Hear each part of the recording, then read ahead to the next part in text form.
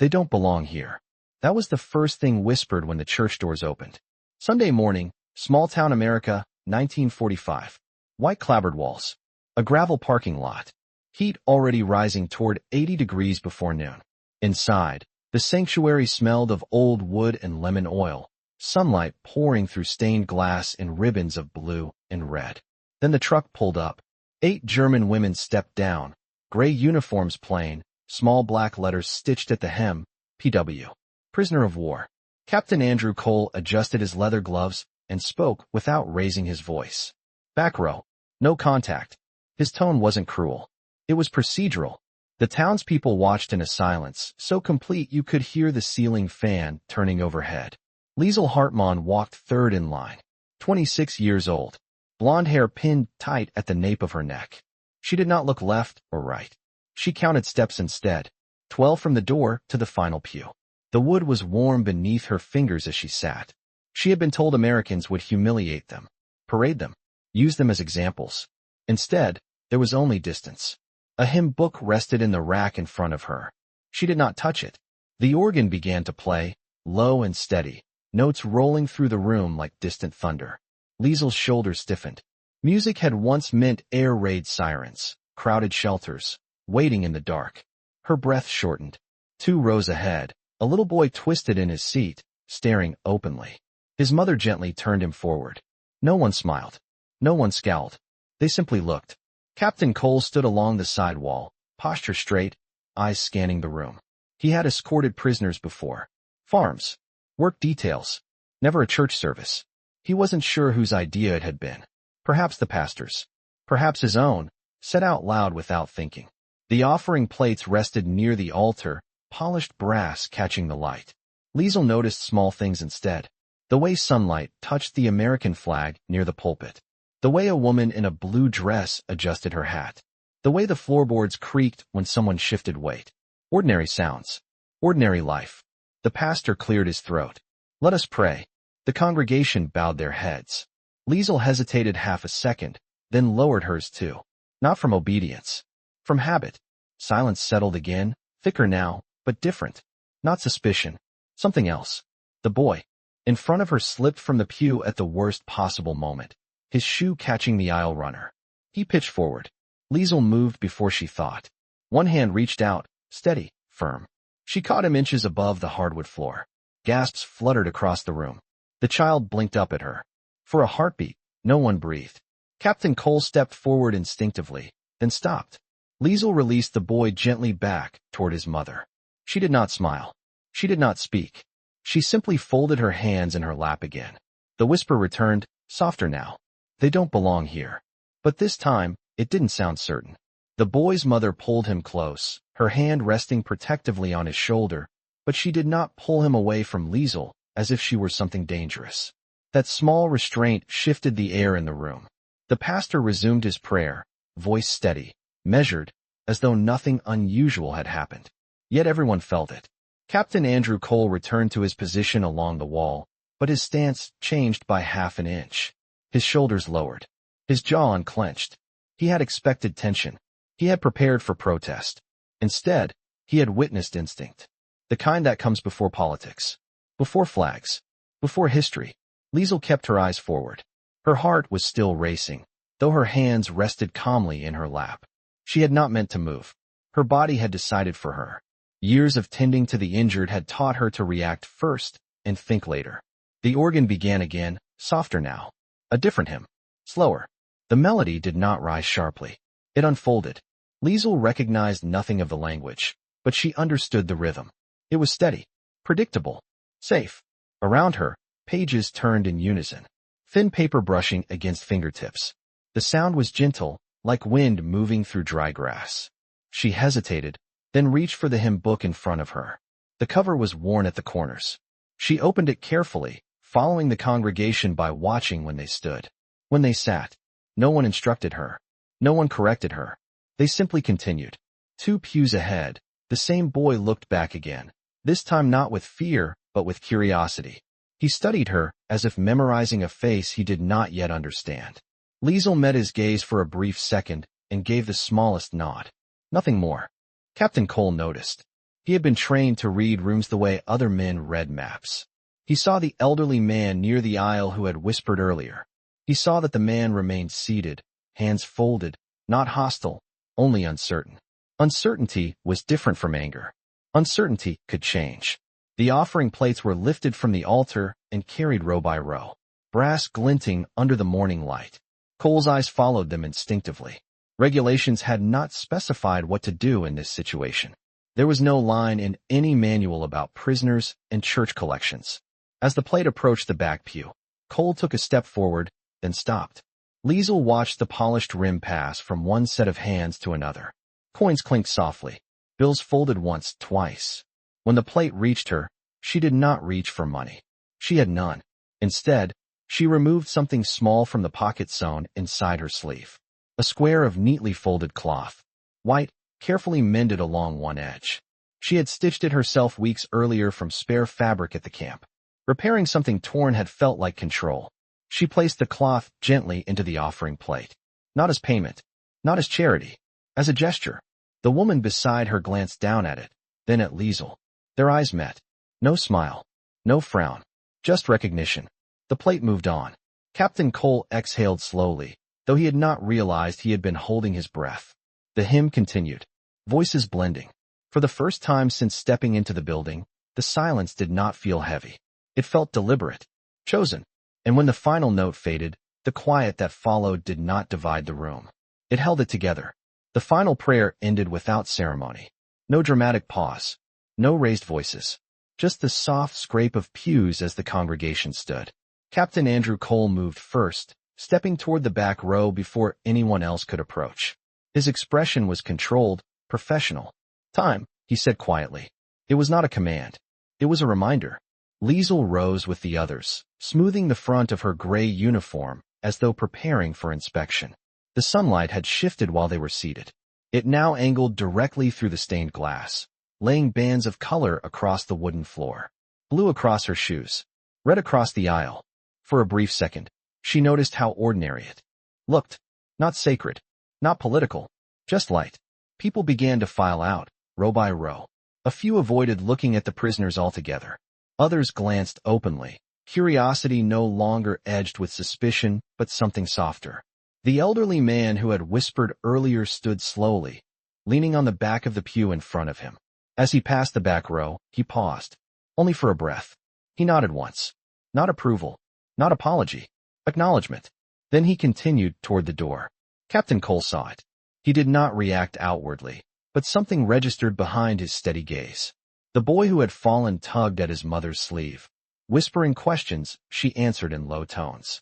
When they reached the aisle beside Liesl, the mother hesitated. She adjusted her son's collar, then met Liesl's eyes. Thank you, she said, clear and simple. Liesl understood the words this time. She inclined her head, careful, composed. You are welcome, she replied, the accent in her voice unmistakable, but her tone steady. No one corrected her. No one recoiled. The exchange lasted less than 5 seconds, yet it shifted the weight in the room more than the sermon had. Outside, the late morning air felt warmer than before, nearly 85 degrees under an open sky. Gravel crunched under polished shoes as families dispersed toward parked cars and pickup trucks.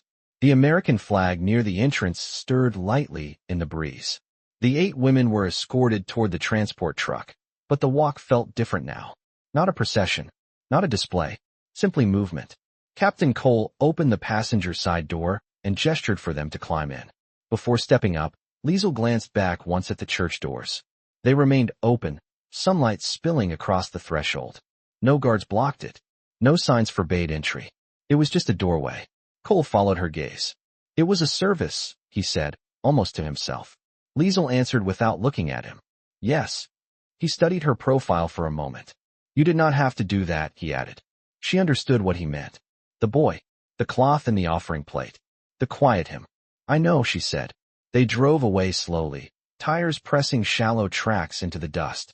In the side mirror, the church grew smaller, then steadied in the distance. Cole removed one glove, flexing his fingers as though testing something unfamiliar. Authority had not weakened inside that building. It had changed shape. And Liesl, sitting straight in the back seat, realized something equally unsettling. Dignity had not been taken from her. It had been returned, inch by inch, in silence. The truck rolled back through the camp gates just before noon, the sun now high and unforgiving, pressing heat into the packed dirt roads and tin rooftops. Dust followed them in a pale cloud before settling again into stillness. The guard at the entrance checked the clipboard without expression, then lifted the barrier. Routine. Always routine. Captain Andrew Cole stepped out first, placing his glove back on with deliberate care. He waited for the women to disembark. No urgency. No raised voice. Liesel climbed down last, her boots touching the ground with a soft thud. The camp looked exactly as it had that morning. Barbed wire lines drawn against blue sky. Barracks aligned in measured rows. Laundry moving faintly in the breeze. Nothing had changed, and yet something had. Word traveled quickly in confined places. By the time they crossed the yard, a few other prisoners glanced up from their assigned tasks. Curious. Quiet. One of the women beside Liesel leaned closer and spoke under her breath in German, asking what the cloth in the plate meant. Liesel answered simply. It meant I was present. The explanation did not need elaboration. Inside the barracks, the air felt warmer than outside. Wood held the heat. The narrow bunks stood in two neat lines, sheets pulled tight with military precision. Liesel sat on the edge of her bed and unpinned her hair, smoothing it back again as if resetting herself. Across the room, another woman began describing the stained glass windows, the colors, the way the light moved. The details were spoken softly, almost reverently, as though recounting a dream. Captain Cole remained outside longer than necessary. He walked the perimeter once, boots crunching against gravel, hands clasped behind his back. He had escorted prisoners to work fields, to supply depots, to administrative hearings. Those trips had always felt defined by distance. Clear roles, clear expectations. Today had been less predictable. He stopped near the fence line where the church steeple could just barely be seen in the distance, a narrow white point against the sky. From here it looked small, harmless. He removed his hat, running a hand briefly through his hair before placing it back on. Authority required consistency, but consistency did not forbid reflection. In the afternoon, routine resumed. Work assignments were posted. Meals were served. The ordinary rhythm of camp life continued without interruption. Yet something subtle threaded through it. During evening roll call, Liesel stood straighter, not from defiance, but from steadiness. When her name was read, her voice answered clearly. Present. The word carried more weight now. Later, as the sun lowered and the temperature eased to a manageable 75 degrees, she took out needle and thread again. Another piece of cloth rested in her hands. Torn at the edge. She began to mend it slowly, careful stitches, even spacing. Repair was quiet work. Across the yard, Captain Cole signed off on the day's report. Nothing unusual to note. No incidents. No disturbances. He paused before closing the folder. His pen hovered for half a second. Then he wrote a single additional line. Prisoners conducted themselves with dignity. He did not underline it. He did not explain it. He simply closed the file. As dusk settled and the camp lights flickered on one by one, both understood the same thing without speaking it aloud. Respect had not been granted as a favor. It had been recognized as a standard. And standards, once raised, are difficult to lower again. The next Sunday arrived without announcement. No official notice was posted. No formal invitation repeated. Yet just after 9 in the morning, Captain Andrew Cole stood outside the barracks with the same measured posture, gloves fitted, hat brim casting a straight shadow across his face. Those who attended last week, he said evenly, may attend again. He did not look directly at Liesel when he spoke. He did not need to. The women prepared in silence. Hair pinned neatly. Uniforms brushed free of dust. Boots cleaned as well as camp water would allow. There was no discussion of expectations. They understood the weight of small actions now. The truck ride felt shorter this time. The road curved past the same wooden fences, the same fields stretching under an open sky already climbing toward 80 degrees. When the church steeple came into view, no one lowered their eyes. The gravel lot was half full. A few townspeople paused when they saw the transport arrive. The pause did not carry the same edge. It carried memory. Inside, the sanctuary looked unchanged. White walls. Wooden pews. Sunlight shifting through colored glass. but awareness hung in the air like a quiet current. The boy from last week sat beside his mother, legs swinging just above the floor. When he saw Liesel enter, he did not stare this time. He gave a small wave. She answered with the faintest incline of her head before taking her place in the back row. Captain Cole remained standing along the side wall again, though his shoulders were not as rigid. The service began. A different hymn opened the morning, brighter, steadier. Liesel followed the rhythm more easily now. She turned pages without hesitation. When the congregation stood, she stood with them. When they sat, she did the same. The movements felt less like imitation and more like participation. Midway through the sermon, the pastor spoke about rebuilding. Not structures, not cities, but habits. Character, he said, voice calm, is revealed in how we treat those who cannot repay us. No one looked toward the back row, yet the words traveled there. Captain Cole heard them clearly.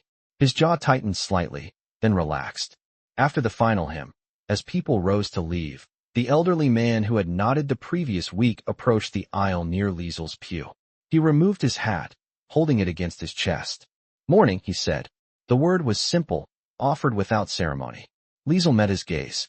"Good morning," she replied. Her accent remained, but her voice did not waver. The man nodded once more and continued toward the door. Outside, sunlight warmed the wooden steps. The boy ran ahead of his mother, then stopped abruptly near the truck. He reached into his pocket and pulled out something folded. A small square of paper. He held it up toward Liesel. On it was a drawing in uneven pencil lines. A church, a truck, 8 small figures in gray, and one in a uniform standing nearby. She studied it for a moment before accepting it carefully. "Thank you," she said. The boy grinned and ran back toward his family. Captain Cole observed the exchange without interruption. When the women boarded the truck again, he closed the door with steady hands. As they drove back toward camp, dust trailing behind them in a pale cloud, Liesel unfolded the drawing once more, smoothing the creases with her thumb. Across from her, one of the other women watched quietly. No one spoke. There was nothing to explain. In town, the church doors closed for the afternoon. In camp, routine would resume. But a line had shifted. Not loudly, not dramatically, just enough to redraw the distance between stranger and neighbor. And that distance, once shortened, could not easily return to what it had been. By the third Sunday, no one called it unusual anymore. The truck arrived at the same time, tires pressing shallow tracks into the gravel lot, engine cutting off with a low mechanical sigh. The sky was clear, already warming past 78 degrees, the air carrying the faint scent of cut grass. Captain Andrew Cole stepped down first as always, but he no longer scanned the doorway, as if preparing for resistance. He simply waited. Liesel adjusted the folded drawing inside her sleeve before stepping onto the gravel. The paper had softened from being unfolded and refolded, the pencil lines slightly smudged at the edges. She had traced them more than once with careful fingers, not altering them, just confirming they were real. Inside the church, the atmosphere felt settled, like a room that had absorbed tension and decided to keep none of it. Conversations quieted as the women entered, but no one froze. The boy remained in his place near the aisle, his legs no longer swinging with nervous energy. He watched them enter with the calm familiarity reserved for regular faces. Liesel noticed something different this time. The hymn books were already opened to a marked page. Small ribbons tucked neatly between the sheets. The congregation did not wait for the prisoners to guess when to stand or sit. Movements happened naturally, without spectacle. Captain Cole stood near the rear door instead of the side wall, his posture firm but not rigid. During the sermon, the pastor spoke about stewardship, not of land, not of wealth, but of influence. "We are responsible," he said quietly, "for what grows in the spaces we control." The words lingered longer than the echo of the organ. Cole felt them settle somewhere beneath the uniform, beneath rank and regulation. Influence. It was a different kind of authority than orders on a clipboard. When the offering plate moved through the rows, Liesel did not place another piece of cloth inside. She let it pass this time. Presence did not need repetition to remain true. After the final hymn, something subtle shifted. Instead of filing out in strict lines, people lingered near the back pew. Not crowding, not pressing forward, just existing within the same space without urgency to separate. The elderly man extended his hand toward Captain Cole. You bring them again next week? He asked evenly. Cole hesitated half a second before answering. If they choose to come. The distinction mattered. Liesel overheard the exchange. She did not look at either man, but her shoulders straightened slightly.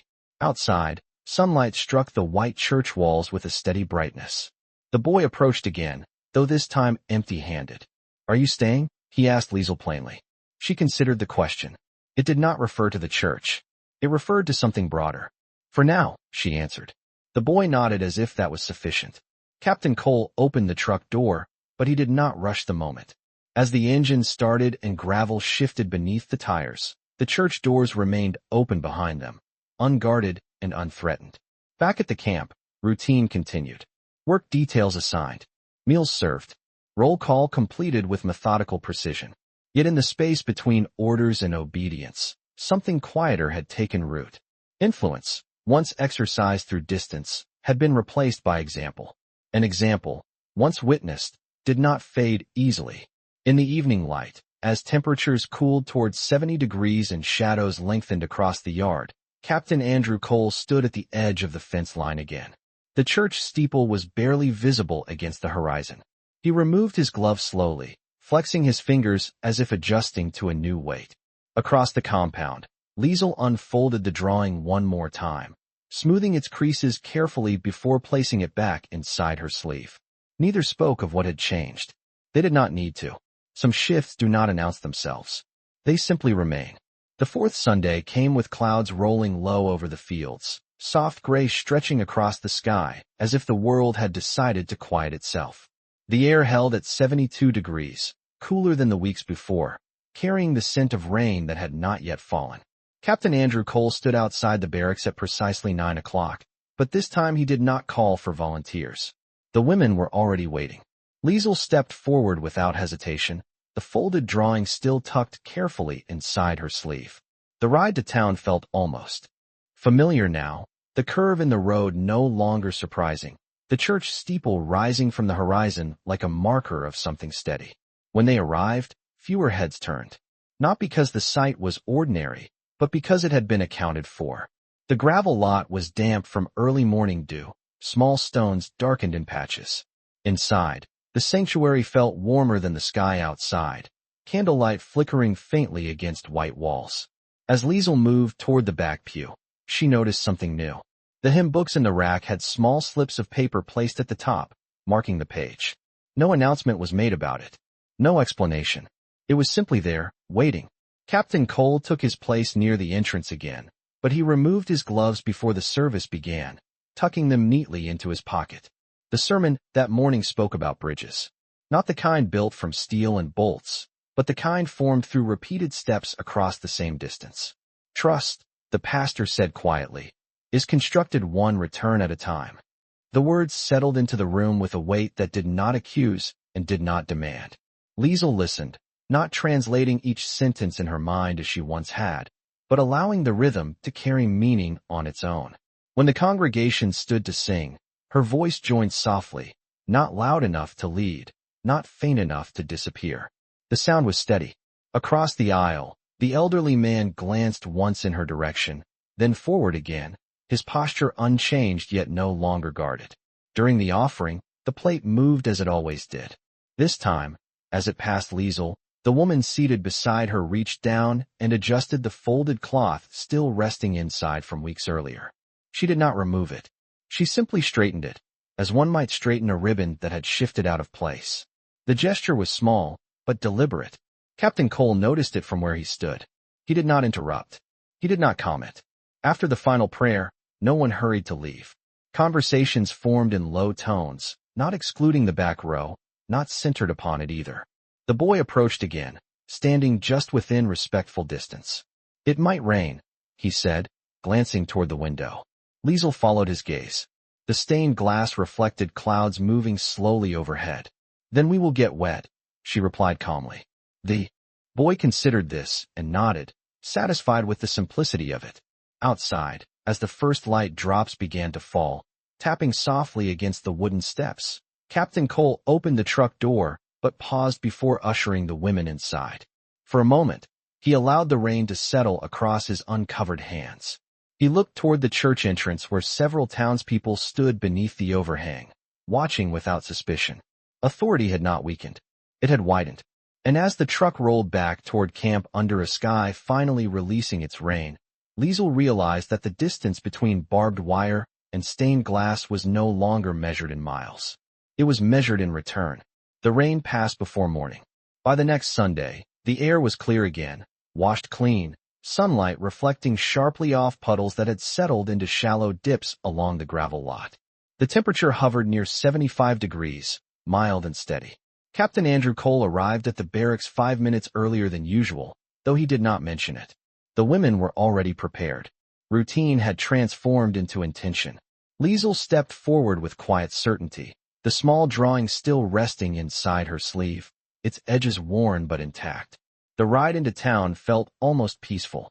Fields glistened from the recent rain, fences darkened, sky wide and open. When the church came into view, its white siding appeared brighter against the washed blue horizon. No one paused at their arrival now. A few heads lifted in acknowledgement, then returned to conversation. The door stood open. Inside, the sanctuary carried the faint scent of damp wood and polished floors. Sunlight streamed through the stained glass with unusual clarity, casting sharper patterns along the aisle. Liesel noticed that someone had placed a small vase of wildflowers near the back pew. Nothing elaborate. Simple stems in a clear jar. She did not ask who had set them there. Captain Cole observed the same detail from his position near the rear door. He folded his gloves and placed them inside his pocket without ceremony. The service began with a familiar hymn. This time, Liesel did not wait to follow. She opened the book immediately, her voice joining at the same moment as those around her. It was not louder. It was simply aligned. The congregation did not glance back in surprise. They sang forward. During the sermon, the pastor spoke about constancy. What we repeat, he said evenly, shapes who we become. The words carried no edge, only invitation. Cole listened carefully, his gaze resting not on the prisoners, but on the room itself. He could feel the shift now without searching for it. The offering plate passed once more. The folded cloth remained where it had been placed weeks earlier, edges slightly softened by time. As the plate reached Liesel, she paused, then reached into her sleeve.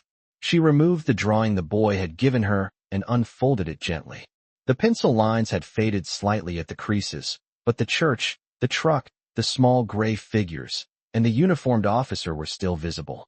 She studied it for one breath, then carefully folded it again and placed it into the offering plate beside the cloth. Not as surrender, as trust. The woman next to her noticed and gave a small nod, nothing more. Captain Cole saw the motion from across the aisle. He did not intervene. He understood what it meant. After the final prayer, as people began to rise, the elderly man approached Liesel once again. This time, he extended his hand fully. "Glad you came," he said simply.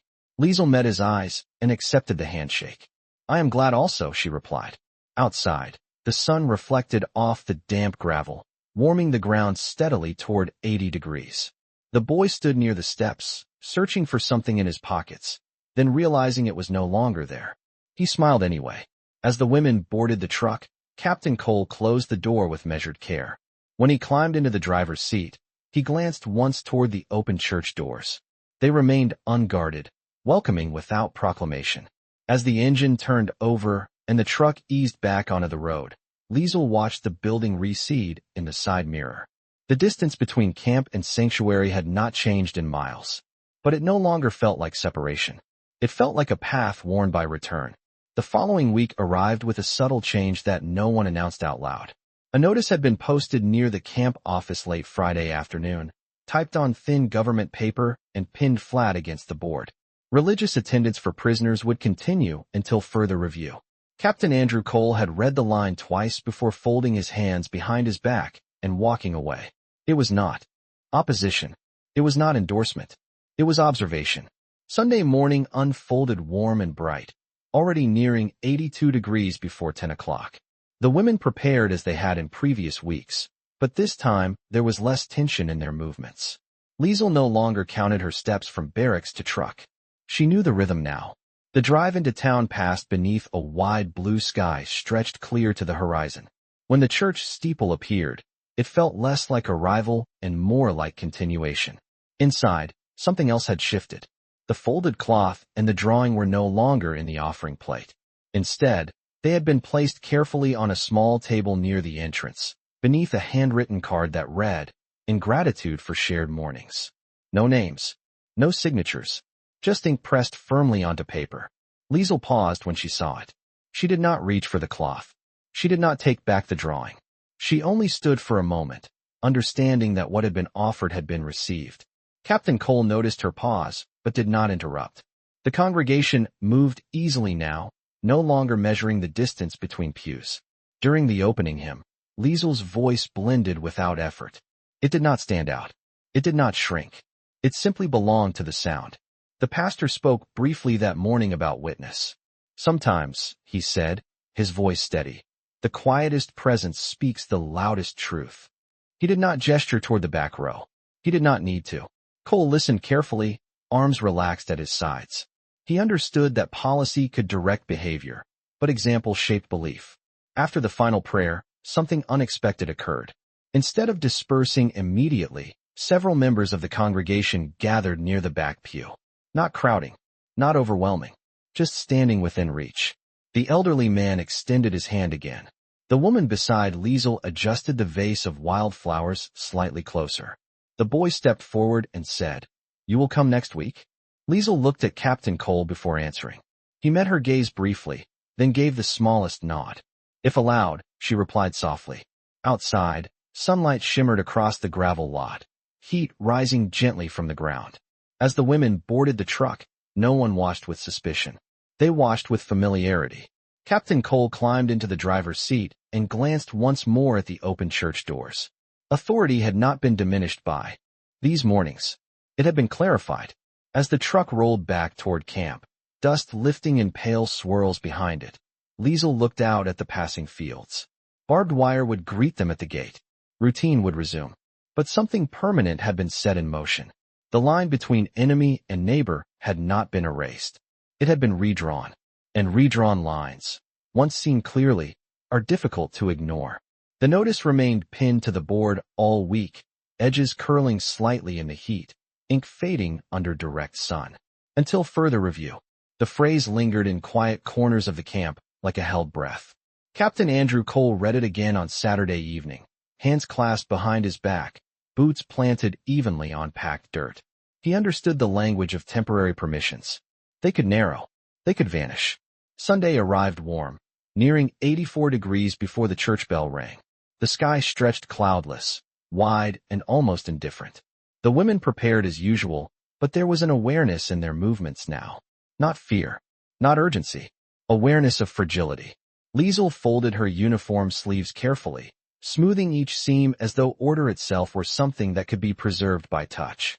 The drawing and the cloth remained at the church. She carried nothing this time. The truck ride felt quieter. Fields shimmered in the rising heat, fence posts casting short shadows against dry grass. When they reached town, the church doors were already open. No one stood outside watching. No one waited to measure their arrival. Inside, the sanctuary was filled with light.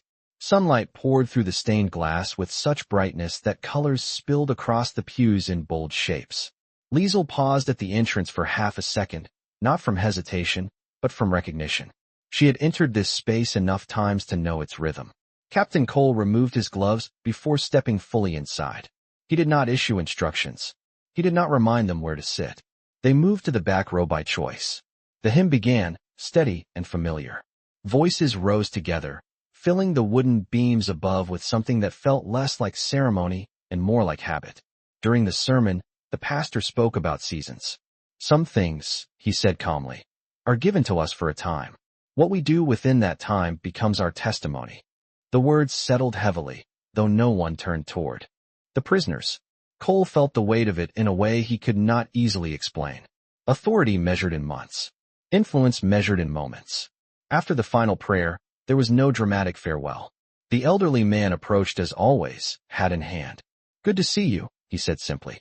The boy stood a few feet behind him, hands tucked into his pockets, studying Liesel as if memorizing her face.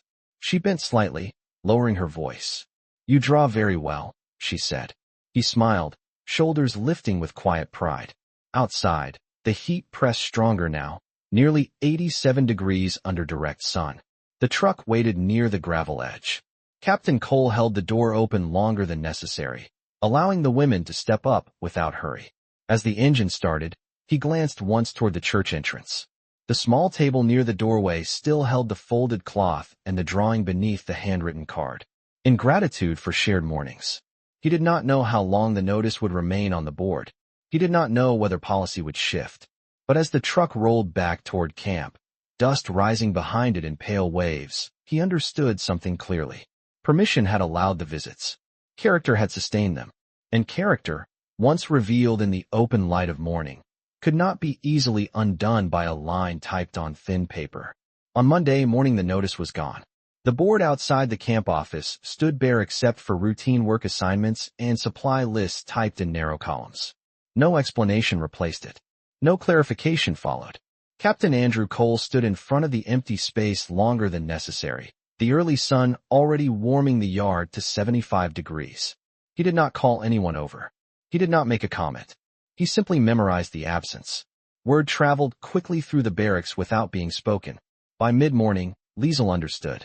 She did not ask. She did not seek confirmation. She had learned that silence often carried the clearest answer. The week unfolded as others had. Laundry lines drawn tight between posts. Boots aligned outside doorways. Meals served at exact hours. Yet a quiet awareness settled across the compound. Sunday arrived without announcement. No truck waited at 9 o'clock. No order was given. The sky stretched wide and bright, climbing steadily toward 83 degrees. Liesel stood near the window of the barracks, looking past the fence line toward the distant horizon where the steeple would have been visible on clear days. She did not count the miles. She counted the mornings. Across the yard, Captain Cole walked the perimeter as usual, boots pressing firm into the packed earth. When he passed the women's barracks, his gaze lifted briefly toward the window. Their eyes met for a fraction of a second. No gesture followed. No nod. Only acknowledgement. In town, the church bell rang at its scheduled hour. Its sound did not reach the camp, but its rhythm existed all the same. Inside the sanctuary, the folded cloth and the drawing remained on the small table beneath the handwritten card. In gratitude for shared mornings, the elderly man took his usual seat. The boy sat beside his mother, glancing once toward the back pew before facing forward again. Routine continued. Back at the camp, Liesel unfolded a small square of fabric from her personal belongings. Not the cloth left behind, but another she had mended days earlier. She placed it neatly on her bunk and smoothed its edges. Repair was something she could still control. Captain Cole returned to the office in the afternoon, reviewing supply logs with steady hands. Authority required obedience to orders not written by him. He understood that clearly. Yet he also understood something else now. Influence did not end when permission did. It remained in memory. An example. In the space between how something began and how it concluded. As the sun lowered and the temperature eased back towards 70 degrees, shadows stretched long across the yard. Liesel stepped outside, standing just within the boundary of the fence. She looked toward the distant line of trees beyond which the town rested. She did not raise her hand. She did not wave. She simply stood there, posture straight, breathing evenly. Across the compound, Captain Cole paused in his patrol. For a moment, both faced the same horizon from different sides of the same fence. Nothing dramatic marked the end of those Sundays. No farewell speech. No ceremony. Just the quiet return of routine. But routine had been altered by what it had contained. The distance between stained glass and barbed wire remained measured in miles. Yet it was no longer defined by them. Some bridges are not meant to last forever. They are meant to prove that crossing is possible. And once that is known, the knowledge does not disappear when the path is closed. The weeks that followed settled into a quieter pattern, not defined by absence, but by memory. Sunday mornings no longer carried the rumble of the transport truck or the measured steps toward stained glass doors. Yet the hour itself still arrived with a certain weight. When the sky lifted clear above the camp and the temperature edged toward 80 degrees by mid-morning, Liesel found herself pausing in her work without meaning to. The rhythm of those services had etched itself into her sense of time. She no longer needed the bell to know when it would have rung. Captain Andrew Cole noticed the same shift in himself. On Sundays, he adjusted his patrol route so that it passed near the women's barracks at 9 o'clock, not from oversight, but from habit. He did not stop. He did not linger. He simply walked the perimeter with steady steps, boots pressing into packed earth, aware of a space that once carried movement. One afternoon, a small parcel arrived at the camp office addressed simply to camp administration. No return name. Inside were pressed wildflowers between 2 sheets of paper and a folded card written in careful handwriting. For shared mornings that changed more than we expected. Cole read the line twice before closing the folder. He did not bring it to the barracks. He did not announce it publicly. Instead, he placed the pressed flowers inside the back cover of his ledger, between reports and supply counts. Influence documented without citation. That evening, as the air cooled towards 72 degrees and the yard filled with long shadows, Liesel sat on the step outside her barracks with needle and thread in hand. She was mending a tear along the hem of a work shirt. Her movements were deliberate, even. Repair did not erase damage. It acknowledged it. Across the compound, Cole removed his hat and stood for a moment near the fence line, looking toward the horizon where the church steeple would have been visible on clearer days. He did not feel regret. He felt recognition.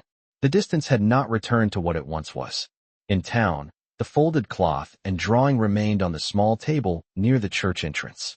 No one removed them. They were not labeled. They were not explained. They simply rested there, evidence of something that had occurred without spectacle. The boy passed them each Sunday on his way inside, glancing briefly as if checking that they were still present.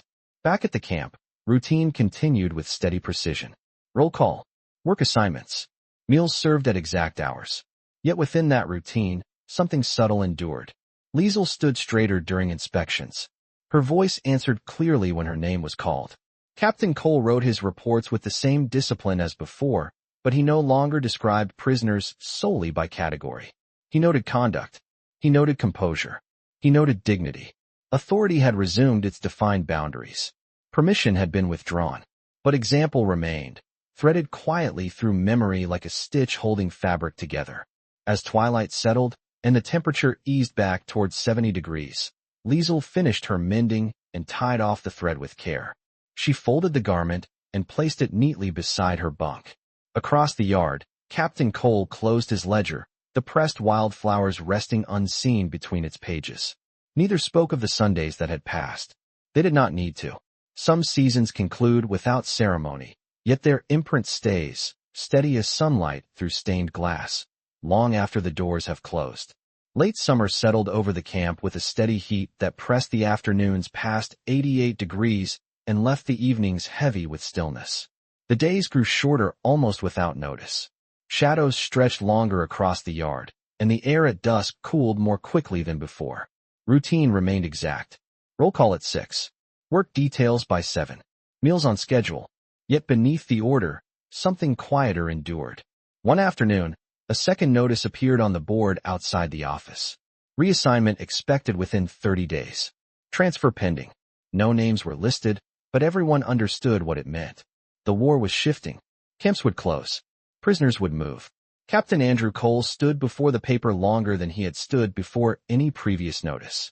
He folded his gloves carefully and placed them in his pocket before walking away. That evening, he stopped near the women's barracks during his patrol, not out of obligation, but intention. Liesel was seated outside on the wooden step, a small piece of fabric resting in her hands. She was not sewing. She was simply holding it, feeling its texture between her fingers as the temperature eased towards 70 degrees. When she saw him approach, she rose automatically, posture straight. He gave a brief shake of his head, signaling that formality was unnecessary. "You may be transferred soon," he said, voice even. There was no apology in it, only truth. Liesel nodded once. "I expected this," she replied. Her accent remained steady, her tone calm. Silence settled between them, not strained, not uncertain. He looked toward the horizon beyond the fence, where the outline of distant trees met the fading sky. "Those mornings," he said after a moment, choosing his words carefully, "were not in any manual." She understood what he meant. "No," she answered softly. "They were not." A faint breeze moved through the yard, stirring dust at their feet.